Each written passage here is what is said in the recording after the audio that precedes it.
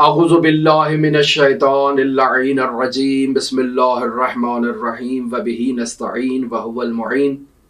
ہماری آپ کے ساتھ گفتگو علماء کے حالات زندگی، واقعات اور حکایات کے بارے میں جاری تھی۔ مرحوم آیت اللہ بہجت رحمۃ اللہ علیہ کے بارے میں ہم آپ کی خدمت میں کچھ واقعات نقل کر رہے تھے۔ آج جو واقعہ ہم آپ کی خدمت میں لے کر حاضر ہوئے ہیں مرحوم حجت الاسلام اسفندیاری سے متعلق ہے۔ یہ حجت الاسلام اسفندیاری کہتے ہیں کہ ہمارے خاندان میں ایک عورت بیمار تھی، اسے کینسر تھا، اور متعدد ڈاکٹروں کے پاس ہم نے اس کے علاج کے لیے رجوع کیا تو ڈاکٹروں نے اور اطباء نے یہ فیصلہ کیا کہ اس کا جلد از جلد آپریشن ہونا واجب اور لازم ہے۔ اگر اس کا آپریشن نہیں کیا گیا تو یہ کینسر اس کے تمام جسم میں پھیل جائے گا اور پھر اس کا کوئی علاج اس دنیا میں موجود نہیں ہے سوائے موت کے، کہ موت ہی کے بعد اس کو اس تکلیف سے اور اس مرض سے نجات مل سکتی ہے۔ بہت پریشان تھے، بہت تکلیف میں تھے کہ اب ہم کیا کریں، آیا یہ آپریشن کروائیں یا آپریشن نہ کروائیں۔ تو یہ فیصلہ کیا گیا کہ ہم آیت اللہ بہجت رحمۃ اللہ علیہ کی خدمت میں شرف یاب ہوتے ہیں اور آیت اللہ بہجت سے باقاعدہ استخارہ کرواتے ہیں کہ کیا ہمیں آپریشن کرنا چاہیے یا آپریشن نہیں کرنا چاہیے۔ استخارہ عزیزان محترم خداوند متعال سے مشورے کا نام ہے، لہٰذا استخارہ اسی فرد کو کرنا چاہیے جو استخارے پر اعتقاد رکھتا ہو، جو اس بات پر اعتقاد رکھتا ہو کہ اس استخارے کا جواب جو بھی آئے گا وہ خداوند متعال سے میرے لیے اس کام کی مصلحت سے متعلق ہے۔ اپنی رائے پھر اس کے بارے میں قائم نہ کرے، یہ نہ سوچے کہ یہ جو استخارہ میں نے کیا ہے یہ ممکن ہے اس کا نتیجہ برعکس ہو یا اس کی خلاف ورزی کر کے برعکس نتیجے تک پہنچ جائے۔ عزیزان، یہ بات قطعی طور پر درست نہیں ہے۔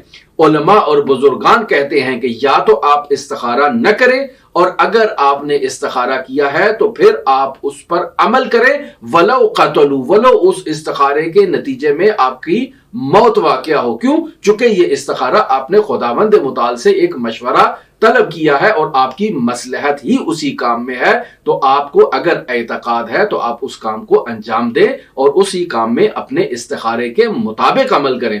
لہٰذا ہر کسی کو استخارہ کرنے کی جو ہے وہ نصیحت نہیں کی جاتی، بلکہ لوگوں کو یہی تلقین کی جاتی ہے کہ پہلے آپ آپس میں مشورہ کر لیں، استشارہ کر لیں، جو نتیجہ ملے اس مشورے کا اس پر عمل کریں۔ استخارے کا مرحلہ بہت بعد کا مرحلہ ہے اور اس کا تعلق اعتقاد سے ہے۔ اگر اعتقاد نہیں ہے تو استخارہ ہرگز نہ کریں۔ تو یہ مرحوم حجت الاسلام اسفندیاری کہتے ہیں کہ ہم نے آیت اللہ بہجت کی خدمت میں جا کر استخارے کا مطالبہ کیا تو آیت اللہ بہجت نے استخارہ کیا اور استخارہ کرنے کا جواب یہ دیا کہ آپریشن کرانے کی ضرورت نہیں ہے، استخارہ اچھا نہیں ہے۔ یہ لوگ کہتے ہیں کہ ہم نے آیت اللہ بہجت کو بتایا تک نہیں تھا کہ ہمارے گھر کوئی مریض ہے، کوئی بیمار ہے اور ہم اس کے آپریشن کے لیے آپ کی خدمت میں یہ استخارے کی غرض سے آئے ہیں۔ آیت اللہ بہجت نے استخارے کا جواب ہی اسی عنوان سے دیا کہ آپریشن کرانے کی ضرورت نہیں ہے، آپ جو ہے نا وہ آپریشن نہیں کرائیں۔ پھر ہم کیا کریں؟ ان لوگوں نے آیت اللہ بہجت سے سوال کیا کہ اطباء تو کہہ رہے ہیں کہ بہت سخت آپریشن ہے اور بہت پیسہ اس پہ صرف ہوگا، تو آیت اللہ نے اپنی جیب سے کچھ رقم نکالی، کچھ پیسے نکالے اور ان لوگوں کو دیے کہ یہ آپ اس مریضہ کی جانب سے کیا کریں؟ صدقہ دے دیں۔ پھر آیت اللہ بہجت نے باقاعدہ وظیفہ عنایت کیا۔ میں پہلے بھی آپ کی خدمت میں ایک ویڈیو کے ذریعے سے اس وظیفے کو نقل کر چکا ہوں، آج پھر اس کو نقل کرتا ہوں۔ آیت اللہ بہجت نے کہا آب زمزم میں کربلا کی خاک شفا کو ملا کر، ایک معمولی مقدار میں ملا کر، جس سے پانی مضاف بھی نہ ہو، آپ وہ ملا کر اس مریض کو ہر روز شفا کی نیت سے پلائیں۔ انشاءاللہ حضرت ابا عبداللہ حسین علیہ آلاف الطیبۃ و ثنا کی اس تربت اور اس آب زمزم کی برکت سے اس مریض کو شفا انشاءاللہ ملے گی۔ یہ ایک وظیفہ آیت اللہ بہجت نے اس مریض کی شفا کے لیے دیا۔ دوسرا آیت اللہ بہجت نے کہا کہ متعدد فقراء کو کھانا کھلایا جائے اور اطعام کیا جائے تاکہ ان کی جو ہے یہ مشکل برطرف ہو۔ ان کو کھانا کھلانے سے وہ اس مریضہ کے لیے دعا کریں گے تو نتیجہ یہ نکلے گا کہ یہ مریضہ شفا یاب ہوگی۔ تیسرا وظیفہ جو آیت اللہ نے دیا وہ یہ دیا کہ آپ اس مریضہ کی جانب سے زیادہ افراد کو صدقہ دیں. مقدار جو ہے وہ زیادہ مہم نہیں ہے کہ کتنا دیں، لیکن تعداد جو ہے نا وہ مہم ہے کہ زیادہ افراد کو صدقہ دیا جائے. اور چوتھی چیز جو آیت اللہ بہجت رحمت اللہ علیہ نے بیان فرمائی وہ یہ تھی کہ متعدد افراد سے التماس دعا کے لیے کہا جائے اور ان سے کہا جائے کہ ہماری مریضہ بیمار ہے، آپ اس کے لیے شفا کی دعا کریں. یہ 4 وظیفے آیت اللہ بہجت نے انہیں دیے. ان لوگوں نے بھی ان 4 وظائف پر عمل کرنا شروع کیا.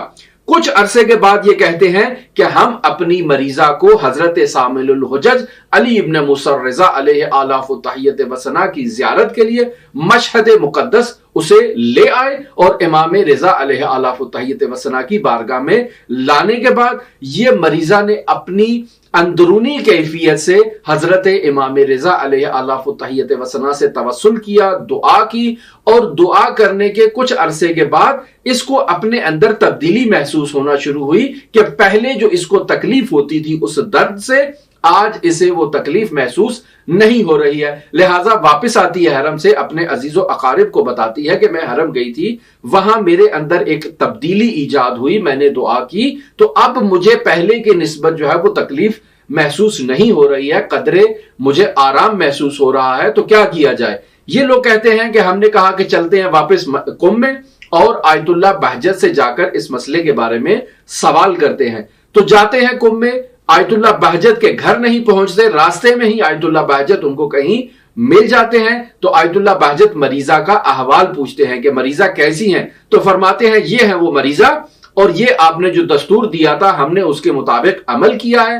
انہیں حضرت سامن الحجج کے حرم مطہر میں بھی لے گئے تھے، وہاں یہ کیفیت ان کے لیے پیش آئی تھی. اب آپ بتائیں ہمیں کیا کرنا چاہیے؟ آیت اللہ بہجت فرماتے ہیں کہ جو میں نے دستور دیا ہے اسی دستور کو جاری رکھیں اور اطباء کی طرف بھی رجوع کریں، ڈاکٹروں سے بھی الٹرا ساؤنڈ اور آزمائش وغیرہ کروا لیں، دیکھیں گے وہ کیا کہتے ہیں.